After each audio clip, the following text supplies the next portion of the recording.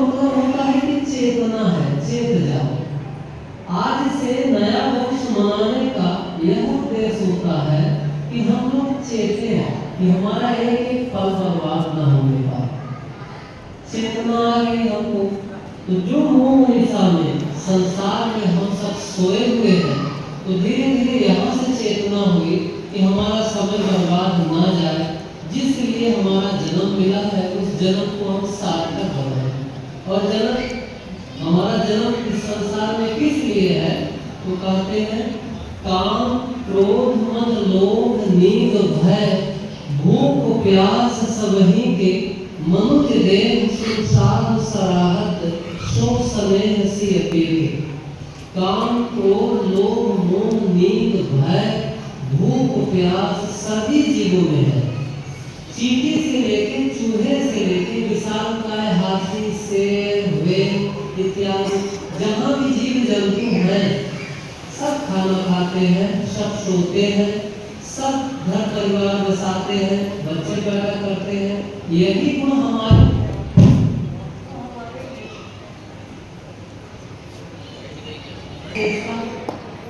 मानस में गोस्वामी जी लिखते हैं कि नर्तन भाव बारिक कहु बेलो सन्मुख मन के अनुग्रह मेरो करण धार सतगुरु दृढ़ नावा दुर्लभ साध सुलभ कर पावा जो न करे भव सागर नर समाज यस पाए सो कृतलिंगक मंद मते आवागमन में जाए। तो नर्तन भाव बारिक कहु यह मनुष्य तन भाव बारिक यानी संसार से पार जाने के लिए बेड़ा के समान है। संसार सागर से पार करने के लिए यह मानव तन मिला है। यदि काम क्रोध लोभ में ही हम व्यस्त रह गए सारा जीवन, जिंदगी में देखेंगे आप कि सारी जीवन पर्यंत व्यवस्था आप करेंगे, लेकिन अंतिम समय में जब आप देखेंगे तो घर का एक न एक कोना खाली ही दिखाई देगा।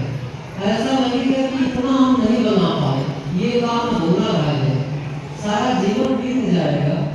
किसी कला को सीखने लगे ना, गाना ही सीख लिए, गाना सीखते सीखते सीखते सीखते आप गाने की इतनी पराकाष्ठा में अच्छा गायक बन जाएंगे, लेकिन वहाँ भी लगेगा कि जब से सीख के आप प्रस्तुति करने के लिए जब आप होंगे तो वहाँ ही नहीं रह जाएगा। आपको लगेगा कि एक कुमार अभी 10 कुमार ऐसे और मिले, तब हम जाके इसकी अच्छे ढंग से राग रागनी का प्रस्तुति करें, क्योंकि सीखते सीखते उम्र चली गई, फिर गला चला जाएगा, गाते नहीं बनेगा जो आपने सीखा है।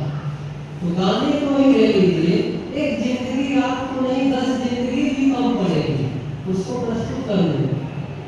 तबल का मान लीजिए तबल सीख रहे हैं, लेकिन कायदे से जब आप तबल के विशेषज्ञ हो जाएंगे तब भी लगेगा कि कुछ अभी बाकी है इसमें और इससे आगे भी हो सकता है।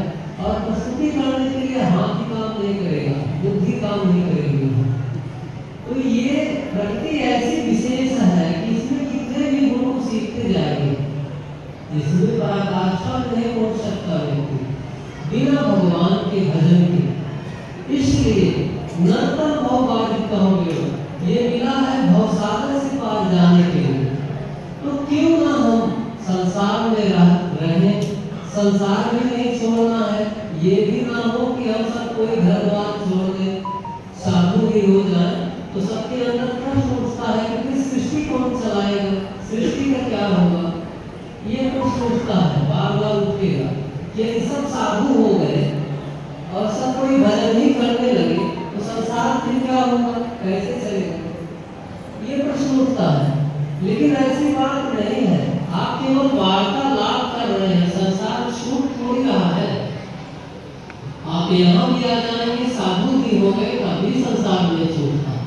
जब तक मन पूर्ण रूप से शांत नहीं है, भगवत ध्यान में समाधि की अवस्था नहीं आई, भजन करते करते, तो संसार में हर तरीके से आसक्ति रहती है। इसी से बचते हुए, इन्हीं काम को लोग को काटते हुए साधक आगे बढ़ता है। इसलिए मनुष्य तन बेड़ा है, यानी एक तरीके से संसार सागर पार करने के लिए भगवान ने कृपा करके इसको दिया है। विशेषता इसमें क्या है कि भगवान के चरणों में प्रेम करने की क्षमता इसी तन में है।